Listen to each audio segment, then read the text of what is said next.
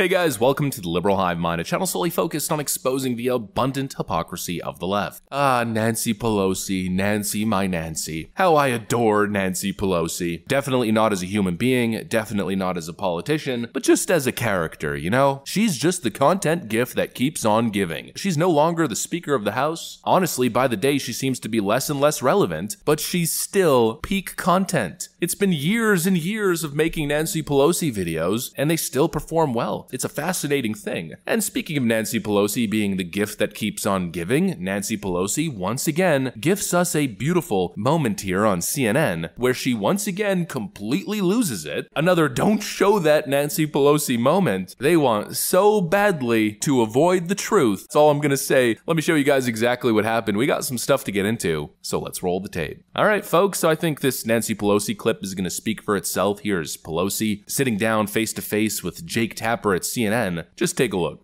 I'm sure that you hear from progressive voters, Democratic voters who say, as I hear from them on social media, the media made such a big deal out of Joe Biden's alleged cognitive problems. Why don't they talk about Donald Trump's cognitive problems? Well, Donald Trump talked about that just a second ago, and I want to get your reaction. Let's run that clip. They laugh at us all over the world. They're laughing at us. And you know what they're really laughing at? Kamala, because they can't believe that she's going to be president. They can't believe. You talk about cognitive problems? She's got bigger cognitive problems than he has, in my opinion. Donald Trump saying that Kamala Harris has bigger cognitive problems than Joe Biden. Why would you even cover that? This is a person who's not on the level. He is their nominee for president. He is incompetent. Let's not even talk about the silliness of it all and the weirdness of it all and the assault on women that it is. We're not going to talk issues. Incompetent.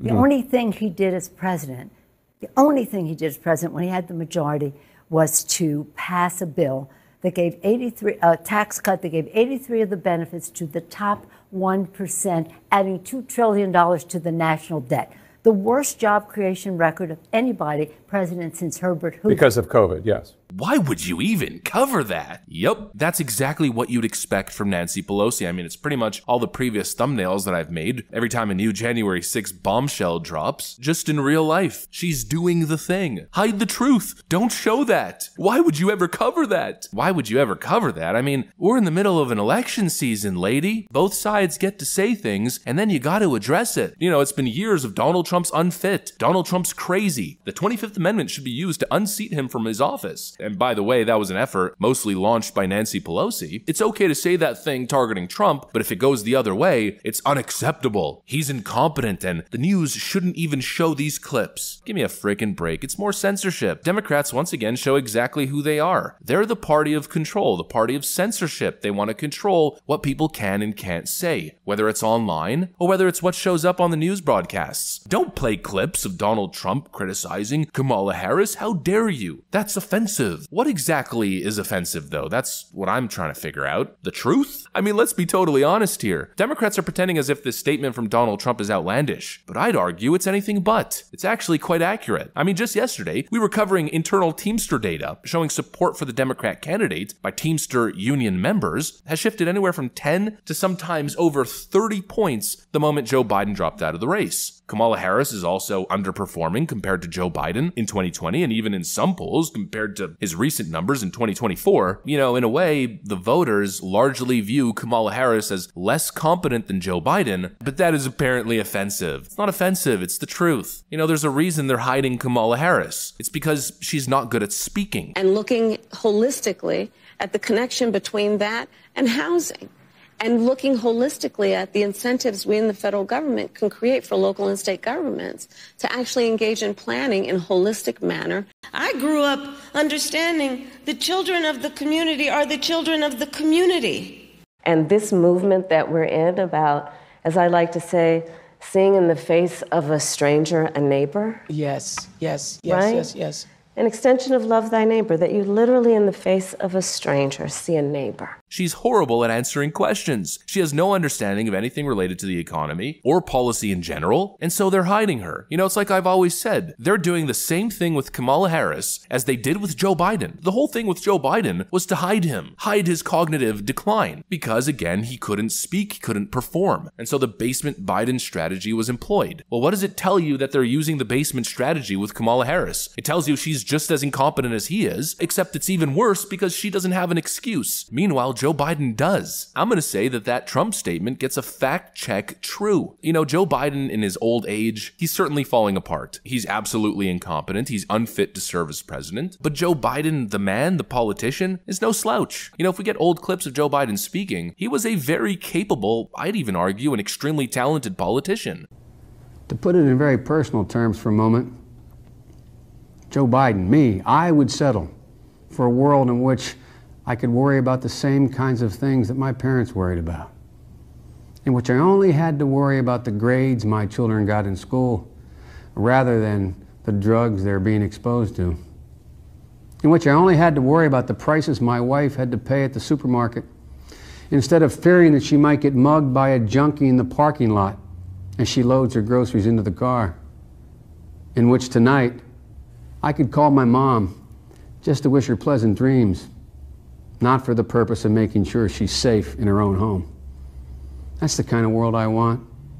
That's the kind of world you deserve.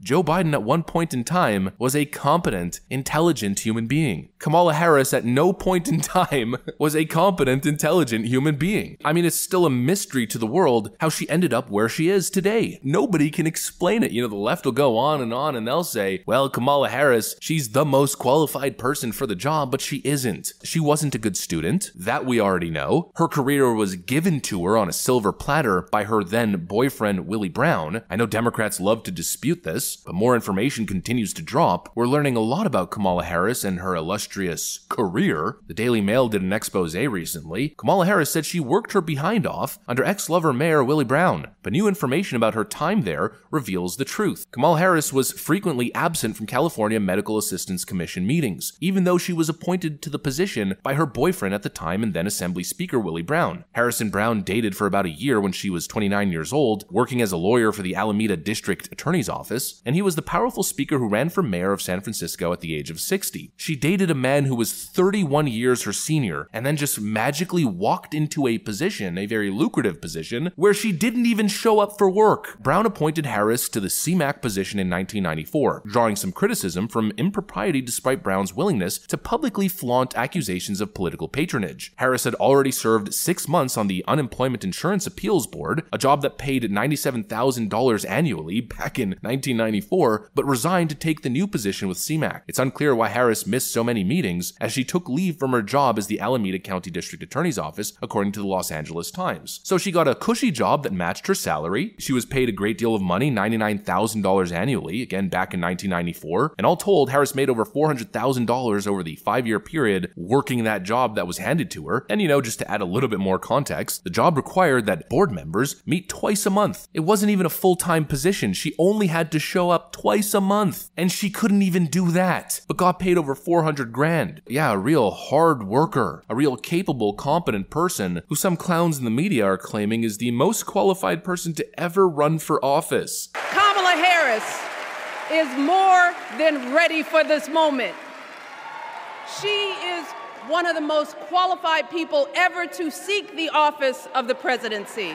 But we have to remember, Vice President Harris is one of the most qualified people to run in decades. It's just crazy, and honestly, there's a common denominator here. Kamala just kind of walking into positions of power just because. I mean, she's the presidential nominee for the Democrat Party, but there wasn't even an election. She just gets placed in these places. She fails upwards. I mean, qualified, competent, my derriere. And actually, it gets even worse. We're also learning a whole lot about Kamala Harris's history as a prosecutor. Jeff Clark on Twitter writes, "Yesterday, I'd promised my followers to run a search to see see if Kamala Harris had ever argued any appeals, ever, even just one. I got busy, but now have completed that task. The short answer is no, never. I could not find any evidence that she had ever argued an appeal. I mean, this guy went through the entire government database. He claims the first part of that Boolean search finds the universe of all cases where Kamala Harris, including Kamala D. Harris and Kamala Devi Harris, or any other potential variant of her name appears. Then the second part of the search narrows that universe down to cases where the word argues appears within 2 words of her name. The search returns only 5 cases, see the pictures from below. Then I manually checked each of the 5 cases returned by the search. In each of those, one of her subordinates argued, not her. See, for example, the second picture below, noting that her subordinate, Steve Oding, was the one who argued Flournoy versus Small in the 9th Circuit, one of the 13 federal circuits. And this isn't new news. Kamala Harris has been challenged on this issue since back in the early 2000s, when Bill Fazio accused her of lying when she said that she had prosecuted hundreds of felony cases. I'm glad you corrected me. Ms. Harris, how many cases have you tried? Can you tell us how many serious felonies you have tried? Can you tell us one? I've tried about 50 cases, Mr. Fazio, and it's about leadership. Ms. Harris, why does your information, which is still published, say that you tried hundreds of serious felonies? I think that's misleading. I think that's disingenuous. I think that shows that you are incapable of leadership and you're not to be trusted. You continue to put out information which says you have tried hundreds of serious felonies.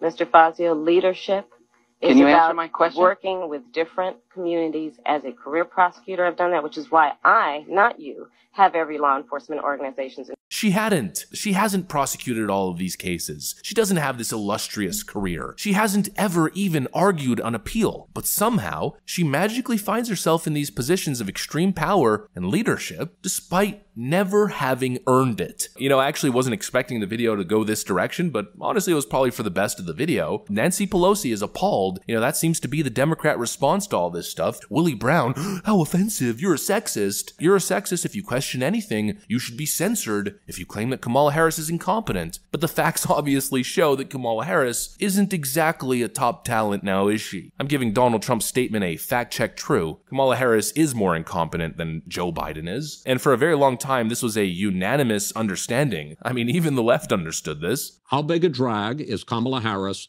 on the ticket? I think she's a pretty big drag. I think she was arguably Biden's worst political decision of his presidency to pick her in the first place. But now apparently it's offensive and should be censored, and Nancy Pelosi's throwing a tantrum at the idea that we'd have the conversation to begin with. What an absolute joke. Anyways, that's pretty much what I got for you guys. Hopefully you enjoyed the video. If you did, make sure to leave a like and possibly subscribe. Thanks for watching, and I'll see you on the next one.